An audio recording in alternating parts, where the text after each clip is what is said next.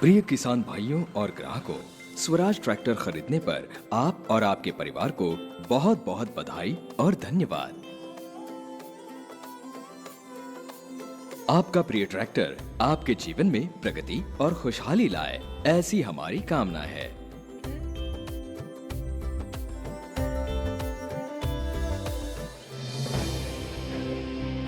हम सबके प्रिय स्वराज का जन्म केंद्र सरकार के संस्थान CMERI दुर्गापुर की तकनीकी मदद एवं देखरेख में 1974 में हुआ। तत्कालीन पंजाब सरकार के सहयोग से इसकी फैक्ट्री की स्थापना और इसका उत्पादन चंडीगढ़ के निकट मोहाली में शुरू हुआ।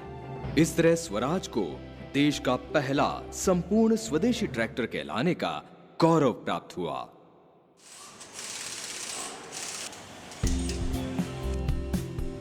करीब 5000 कर्मचारी इन ट्रैक्टरों को 2 अत्याधुनिक फैक्ट्रियों में बनाते हैं। इन ट्रैक्टरों को बनाने में उत्कृष्ट तकनीक एवं गुणवत्ता का पूरा ध्यान रखा जाता है।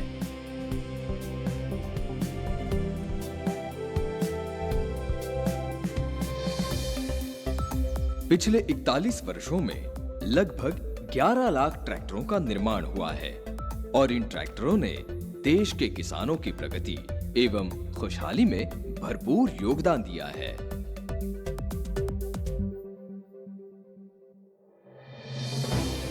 स्वराज ट्रैक्टर अपने सिंपल डिजाइन, एक्स्ट्रा पावर, कम मेंटेनेंस एवं पूरे भरोसे के लिए जाने जाते हैं। स्वराज ब्रांड के अंतर्गत फुल हॉर्स पावर रेंज के ट्रैक्टरों का निर्माण होता है।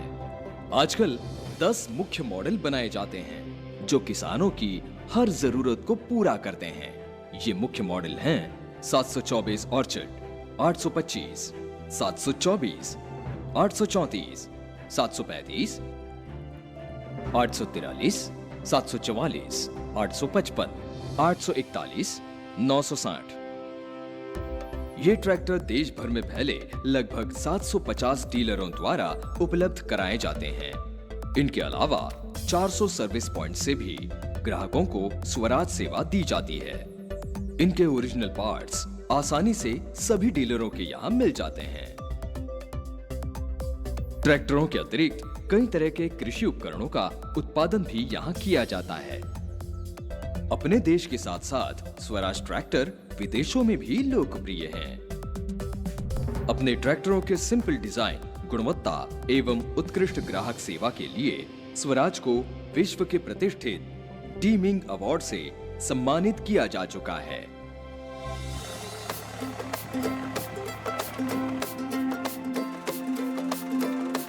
स्वराज ट्रैक्टर बुआई, कटाई और अन्य कार्यों में अपने मालिकों का पूरा साथ देते हैं। इन ट्रैक्टरों का रखरखाव बहुत ही आसान और कम कीमत में हो जाता है। बिना किसी टूट फूट, अपार शक्ति, लंबी आयु और बढ़िया रीसेल के कारण स्वराज ट्रैक्टर्स किसानों के बीच भरोसे का प्रतीक हैं।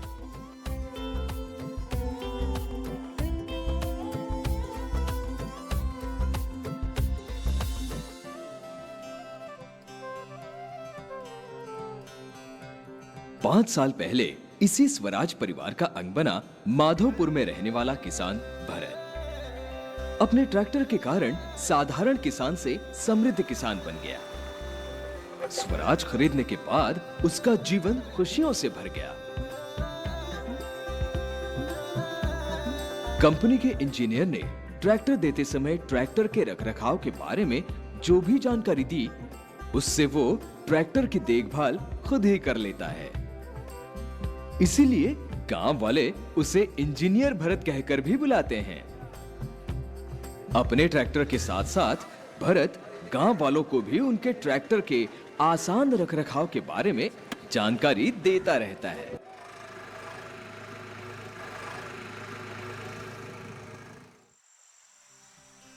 हाँ, अभी हाँ हाँ हाँ। बाबा, हाँ ये बेटा, आप क्या कर रहे हो? मुझे भी इसके बारे में बताओ। आपको भी बताऊं? बिल्कुल बताऊंगा। वो क्या है कि मुझे अपने ट्रैक्टर को लेकर कल खेत में काम करने जाना है, तो ये एकदम सही ढंग से काम करे, इसलिए मैं इसकी कुछ जरूरी चेकिंग कर रहा हूँ।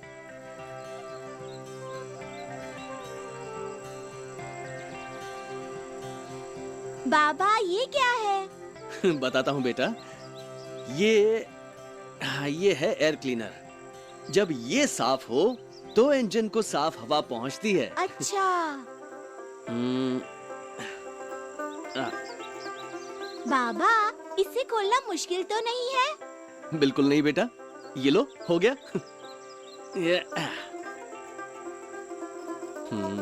बाबा तुम ट्रैक्टर के बारे में इतना कुछ कैसे जानते हो? क्या है कि जब हमने ये ट्रैक्टर लिया था तब स्वराज वालों ने मुझे इसके बारे में काफी बातें बताई, जिनका पालन करके मुझे इसमें बहुत मदद मिली। ये देखो निकल भी गया। और तो और कुछ ही दिन पहले उन्होंने मुझे एक डीवीडी भेजी और उस डीवीडी में ट्रैक्टर से संबंधित सारी बातों को इतनी आसानी से बताया गया है कि क्या बताऊं। उन बातों का पालन करके हर आदमी अपने ट्रैक्टर की देखभाल स्वयं ही कर सकता है। अरे वाह, ये तो सचमुच कमाल की बात है। फिर आपने वो डीवीडी देखी थी क्या? हाँ बिल्कुल देखी थी। उसी के बताए गए निर्देशों की वजह से तो हमारा ट्रैक्टर काम ज्यादा करता है और डीजल कम खाता है। और इसी वजह से तो 5 साल के बाद भी हमारे ट्रैक्टर का इंजन फुल दमदार है। बाबा हाँ मैं भी करके देखूं? तुम्हें करना है, आओ बैठो।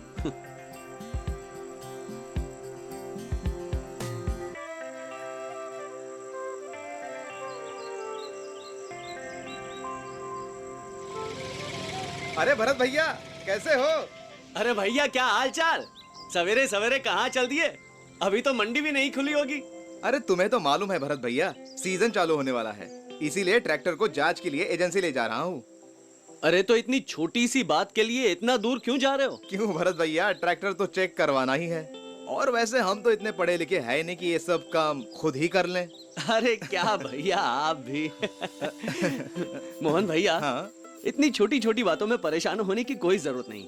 अरे ये आम चेकिंग तो हमें खुद ही कर लेनी चाहिए। वो कैसे? आपको नहीं पता?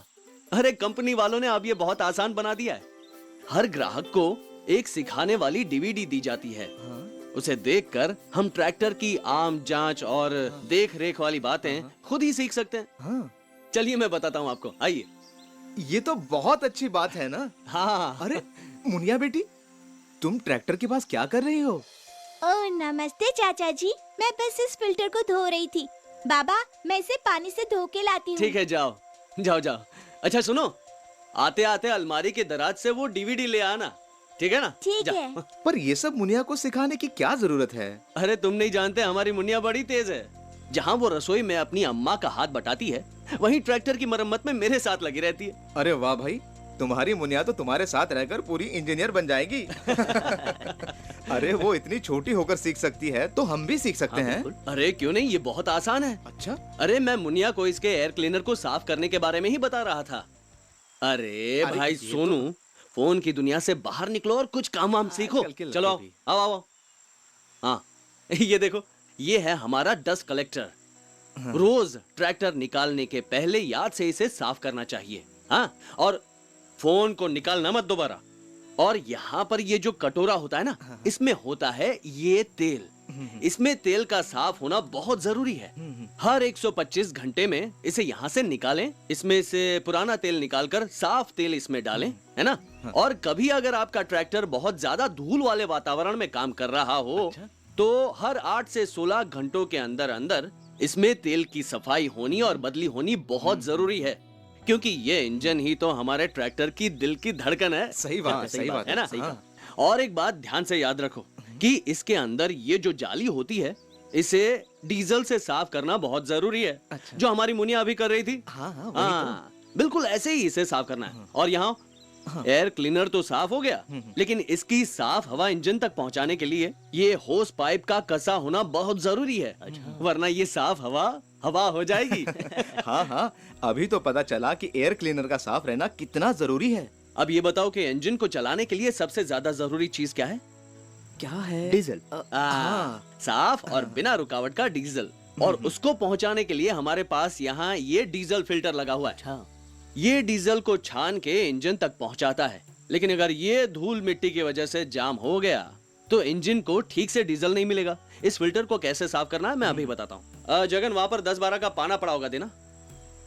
हाँ लो भैया। इस पाने से हम ब्लीडिंग स्क्रू को अब ढीला करेंगे। ये ढीला हो गया और ये है फीड पंप। ढीला करने के बाद इस फीड पंप को चलाना है। ये देखो डीजल कितने आराम से एक धार में निकल रहा है ना? एक धार में निकल रहा है, इसका मतलब आपका फिल्टर एकदम ठीक है, कोई समस्या नहीं। लेकिन अगर इसमें से हवा के बुलबुले आने लगे तो ये चोक हो चुका है और इसे बदलना है। और ये दूसरा फिल्टर? ये दूसरा फिल्टर भी वही काम करता है और उसे भी वैसे ही जांचते हैं। ओह वैसे ही? हाँ। क्या कर रहा है राजू, जरा ध्यान से देख। अरे भैया मैं तो वीडियो रिकॉर्ड कर रहा था ताकि इसको बाद में बार बार देख सकूं और आपको भी दिखा सकूं। अच्छा ठीक है, ज्यादा होशियार मत बन, घर जाके सारे काम तुझसे ही करवाऊंगा। भरत भैया ये क्या है? ये है आपका वाटर सेपरेटर। अच्छा। सप्ताह में एक बार हाँ। इसके नीचे के प्लग को खोल के इसमें जमा पानी को जरूर निकाल दें। ऐसा करने से नोजल और पंप दोनों का बचाव होगा, वरना डीजल में पानी की मौजूदगी से इंजन पर असर पड़ सकता है। और हाँ, ये जो फीड पंप की ये ग्लासी देख रहे हो ना, हाँ। इसे भी खोलकर साफ जरूर करें। अच्छा। इससे आपके डीजल का बहाव भी सही होगा। हाँ। एक और बात बताऊं भैया, शाम में काम खत्म करके ट्रैक्टर में डीजल भरवा लिया करो। अच्छा। इससे टंकी में नमी वाली हवा एकदम नहीं रहती और इससे डीजल में पानी के मिलने की संभावना भी कम से कम हो जाएगी। अरे भाई भरत, तुम तो सच में बहुत कुछ जानते हो। गांव वाले तुम्हें इसीलिए इंजीनियर कहते हैं। अरे क्या भैया। जगन तुम इतने चुप चुप क्यों हो यार, तुम्हें कुछ नहीं जानना? अरे क्यों नहीं भैया, क्या आप मुझे बता सकते हैं कि इंजन में और क्या चेक करना पड़ता है? ये देखिए यहाँ पर ये जो डिप स्टिक है, रोज सुबह ट्रैक्टर स्टार्ट करने से पहले इस डिप स्टिक को निकालें। कपड़ा देना, कपड़ा लो भैया। और इसको ऐसे तेल में डाल के लेवल चेक कर लें। ये देख रहे हैं, ये 2 निशान हैं। इन दोनों निशानों के बीच में होना चाहिए तेल। जब इस निशान के नीचे जाने लगे तभी इसमें तेल डालें। और वैसे भी 250 घंटे चलाने के बाद किसी भी कीमत पर तेल और फिल्टर दोनों बदल दें। भरत भैया, इस बत्ती का क्या मतलब होता है? हाँ, वो ऑयल प्रेशर कम होने पर ये लाल बत्ती जलती है, वरना कोई खतरा नहीं है। अरे जगन, रेडिएटर के बारे में भी तो पूछ लो। हाँ, बिल्कुल। रेडिएटर के बारे में तो अवश्य जानना चाहिए। आप ये लीजिए, इसे रख दीजिए। ये तब तक मैं आपको बता दूं, ये खुल गया पिटारा। देखिए, रेडिएटर के बारे में 3 चीजों को हमेशा याद रखिए। पहली चीज, पानी का लेवल इन दोनों निशानों के बीच में होना चाहिए। अगर ये लेवल कम हो जाए तो तुरंत डिस्टिल वाटर और कूलेंट का प्रयोग करें। और हाँ, ये रेडिएटर की कैप हमेशा टाइट होनी चाहिए। अरे हाँ, टाइट से याद आया, जो ये फैन बेल्ट है यहाँ पर, ये हमेशा टाइट यानी कसी हुई होनी चाहिए। और इसका प्ले आप अपने अंगूठे से भी चेक कर सकते हैं। मैं चेक करूं? बिल्कुल कीजिए, कीजिए ना।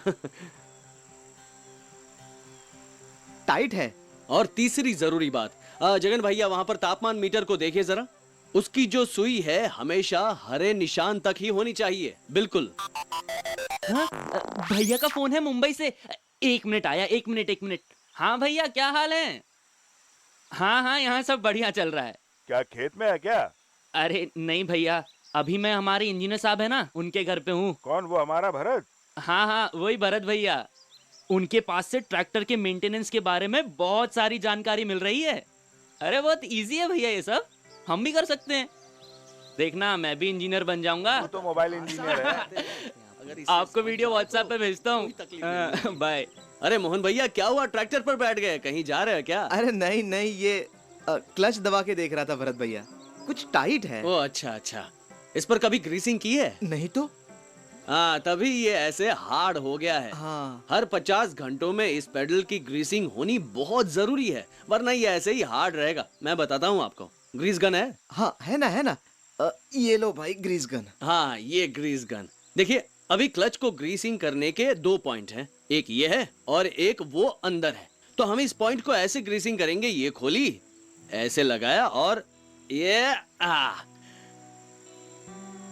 वैसे ही अंदर वाले पॉइंट पर हम इसके अंदर से डालेंगे गन को और इसको ऐसे लेके ऐसा। हो गई सारी ग्रीसिंग। अब जरा दबाइए। अरे नरम है। नरम है ना। और एक और बात भैया, चलाते समय अपना पैर क्लच पर मत रखे रहिए। आपके पैर के लिए फुटरेस्ट बनाया ना कंपनी ने, हाँ। इस पर रखिएगा तो आराम से चलेगी गाड़ी, है ना? अरे हमें एक बात बताना तो भूल ही गए। ठीक इसी प्रकार ब्रेक पैडल के ग्रीस और फ्री प्ले चेक करें। उसका प्ले करीब 1.5 इंच होना चाहिए। अगर इससे कम हो तो उसे सेट करें। इन दोनों का बराबर होना बहुत जरूरी है। लेकिन भरत भैया, आपने इंजन ऑयल के बारे में सब कुछ बताया, लेकिन यहाँ जो तेल है उसके बारे में भी तो कुछ बताइए। अरे बिल्कुल बिल्कुल अवश्य बताएंगे। देखिए यहाँ पर जो तेल है ना, यही आपकी लिफ्ट और गियर बॉक्स को मिलता है। उसका लेवल मापना भी बहुत जरूरी है। वो डिपस्टिक से करेंगे और डिपस्टिक है पीछे। तो चलिए पीछे की तरफ चलेंगे और वहां जाके डिपस्टिक से हम चेक करेंगे। आई बात समझ में? और हाँ, ये रही हमारी डिपस्टिक। और ये निशानों को ध्यान से देखिए। इन दो निशानों के बीच में ही तेल होना चाहिए, है ना? और इस तेल को साफ करने के लिए उस तरफ एक फिल्टर भी लगा है। हर 250 घंटे में इस फिल्टर को बदलना बहुत जरूरी है। एक और बात, ड्राई ब्रेक और वेट ब्रेक, इन दो प्रकार के ट्रैक्टरों के लिए अलग अलग प्रकार का तेल भी आता है। अच्छा। और ये ब्रीदर देखिए, ये है ब्रीदर। इसे साफ करना भी बहुत जरूरी है। भरत भैया, क्या आप मुझे इन टायरों के बारे में बता सकते हो? ये तो बहुत महंगे होते हैं ना? बहुत खूब जगन। मैं आपको टायरों के बारे में बताऊं तो ये कि इनमें हवा का दबाव बिल्कुल ठीक होना चाहिए। इससे टायरों की आयु भी बढ़ती है और डीजल के पैसे भी बचते हैं। तो सामने के टायरों में 24 से 28 पाउंड तक हवा होनी चाहिए और पीछे के टायरों में 12 से 16 पाउंड होनी चाहिए। और बैटरी को मत भूलिएगा भैया। बैटरी में देखिए, हर हफ्ते इसे खोल के इसका पानी चेक करना बहुत जरूरी है। ये कि इसमें सिर्फ डिस्टिल वाटर ही डालें। और इसकी जो प्लेट होती है वो पूरी तरह से डूबी हुई होनी चाहिए। और बैटरी को साफ रखना ना भूलें, एकदम साफ सफाई होनी चाहिए। मोहन भैया, सीजन आ रहा है तो लिफ्ट को चेक करना भी बहुत जरूरी है ना? मैं आगे जाके चेक करता हूँ और आपको दिखाता हूँ।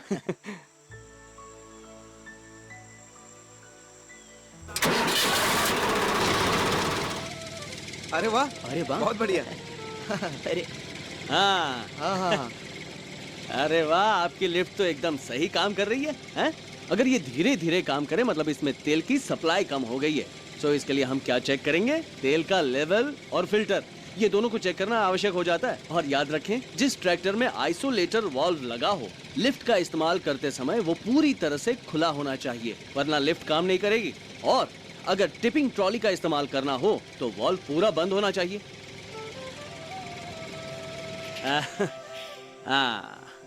अरे भैया, एक और बात, बोलिए। जब टिपिंग ट्रॉली लगाएंगे ना तो 5 लीटर तेल एक्स्ट्रा डालें। भाई, ट्रॉली का सिलेंडर भी तो कुछ तेल पिएगा ना, है? और क्या है कि ट्रॉली की अदला बदली ना करें। इससे एक तो तेल भी खराब होगा और काम भी खराब होगा, काम पर भी असर पड़ेगा। भरत भैया, आपकी बातें सुनकर तो हम लोगों को बहुत अच्छा लग रहा है। हाँ, अगर आप हम सबको ट्रैक्टर के बारे में थोड़ा और बताओगे तो बड़ी मेहरबानी होगी। अरे मेहरबानी कैसी? अरे नहीं भैया, आप लोग भी मेरी तरह इंजीनियर बन सकते हो, कोई बड़ी बात नहीं। बस अपने ट्रैक्टर की नियमित जांच करते रहिए तो ट्रैक्टर की आयु भी बढ़ेगी और डीजल का खर्चा भी कम हो जाएगा। और ये बार बार सर्विस सेंटर जाने की जरूरत भी नहीं पड़ेगी। भैया, मेरे पास एक डीवीडी है जिसमें एक ट्रैक्टर के रख रखाव के बारे में सारी बातें बताई गई हैं। उससे आपको बहुत मदद मिल सकती है। मतलब हिंग लगे ना फिटकरी और रंग भी चोखा। बिल्कुल सही कहा आपने। ये लो डीवीडी, मेरी स्कूल की बस आती ही होगी। अरे संभल के। Bye bye. अरे देखा तुमने, हमारा भरत इतना समृद्ध हो गया है कि उसकी बेटी आजकल स्कूल बस से स्कूल जाने लगी है। अरे क्या भैया, आप भी। भरत भैया, आपको ये डीवीडी कहाँ से मिली? भैया, स्वराज ट्रैक्टर लेने वाले हर आदमी को ट्रैक्टर के साथ ये डीवीडी दी जाती है जिसमें ट्रैक्टर की देखभाल के बारे में सारी बातें बताई गई हैं। क्या ये डीवीडी मैं घर ले जाकर देख सकता हूँ? भैया, ये डीवीडी तो मैंने इसलिए मंगवाई है, तुम्हें देख के ही मैं समझ गया था कि तुम ट्रैक्टर के बारे में जानने के लिए कितने उत्सुक हो। तो ये डीवीडी आप लीजिए, घर जाकर आराम से देखिए और लोगों को दिखाइए और सिखाइए। और आप ये देखने के बाद समझ जाओगे कि मैं ट्रैक्टर के बारे में इतना सब कुछ कैसे जानता हूँ। अरे ये तो बहुत अच्छी बात है, लेकिन जब आप शाम को आ जाओगे तभी हम डीवीडी चलाएंगे। अरे ये तो बहुत अच्छी बात है, हैं? साथ में मिलकर डीवीडी देखेंगे। जरूर। हाँ, तो शाम को मिलते हैं। हाँ जरूर। लेकिन शाम को जरा जल्दी आना, तुम्हारे बिना डीवीडी नहीं चलाएंगे हम। बिल्कुल बिल्कुल आ जाऊंगा। चलिए, राम राम। राम राम राम। राम राम। हाँ, चलते हैं। अरे कब से डीवीडी चालू कर रहे हैं? अभी तक चालू नहीं है क्या? अरे सबर रखो यार, सबर रखो। इंजीनियर भैया आते ही होंगे। अरे सबर रखो भैया, सबर रखो। थोड़ा इंतजार करो, चुप रहो भैया, थोड़ा इंतजार करो। हमारे हेड इंजीनियर साहब भरत भैया को तो आने दो। आ गया भाई। अरे भरत भैया, कहाँ अटक गए थे आप? हम कब से तुम्हारा इंतजार कर रहे हैं। अरे माफ करना भैया, वो तुम्हारी भाभी को उनकी बुआ के घर से लेने गया था, इसलिए देर हो गई। चलो आ जाओ आ जाओ। नमस्ते भाइयों। नमस्ते नमस्ते। देखिए मेरा मानना है आज ये डीवीडी को देखने के बाद आप आधे इंजीनियर तो बन ही जाओगे। अरे भाई, स्वराज के इंजीनियरों ने इसमें ट्रैक्टर की देखरेख संबंधित सारी जानकारियों को इतने विस्तार से बताया है ना, लेकिन उतनी सरलता से भी बताया है कि आने वाली सारी समस्याओं को आप